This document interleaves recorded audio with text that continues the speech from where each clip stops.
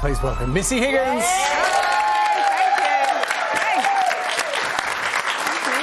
you. 20 years of The Sound of White. You don't look a day older. Do you feel old hearing 20 years? Oh, my God. I've gone through a lot in the past 20 years. I mean, kids alone age you about, 3 times as fast. So, yeah, I do feel a lot older.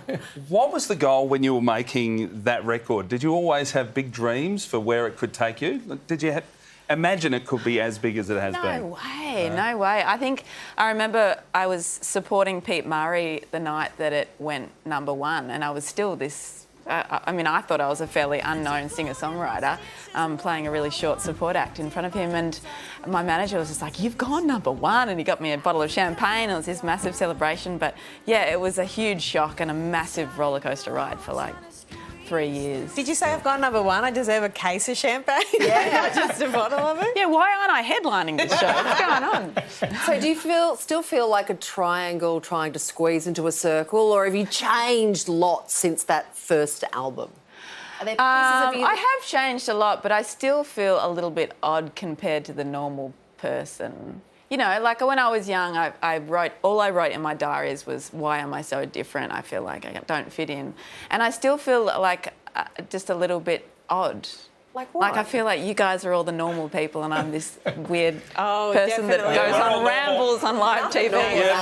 So, just spend another 10 minutes with Nick. You might feel differently. Just me, come on. No, it's funny that we have you here today because December 11 is the unofficial breakup day, and given your songs just go straight through the heart, should you be perhaps signing some of them up as to be the unofficial anthem of the unofficial breakup day?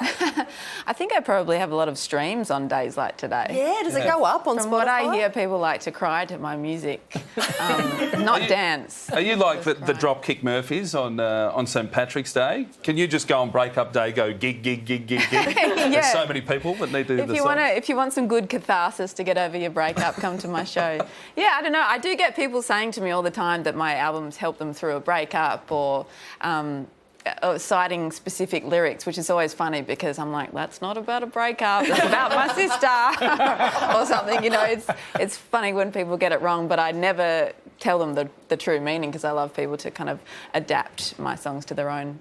But some people like to kind of cry through a breakup, others like to get angry, like others make playlists. For example, some playlist items that I've had, like Burn Baby Burn, or, Disco Inferno for the Tramps, or, F You by CeeLo Green. Like, if you had a breakup playlist, who would be, up there for you? That's a good question. I tend to go for the really slow, sad singer-songwriters. Okay, Elliott Smith. Oh, God, if I want to end my life, I would. Maybe Gillian Welsh, because, I put on the Revelator or something and I just lie in a star position on my bed and cry. But I've written some breakup songs. For my first album, I wrote 10 Days, which was a love song, and then the next album, I wrote a song about the same guy, but it was a breakup song called Peachy. Oh, wow. And it was after things had just gone really badly, and that was my revenge song, and I remember. And it's this kind of rock and roll song, and every time I play it live, it just feels like kneeing him in the balls. God, this feels good. So you've announced the second act tour for next year. You've said it'll have some unusual twists.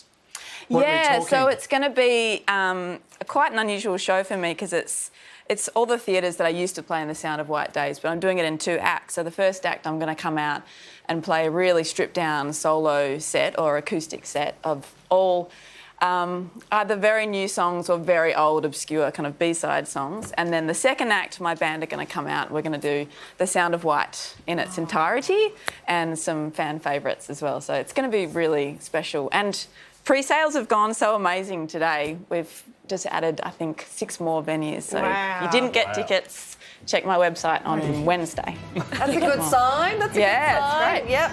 6 extra shows. They've been added to Missy's tour. Tickets are on sale Wednesday. Check our website for all the deets. Missy Higgins, thank you. Thanks so much.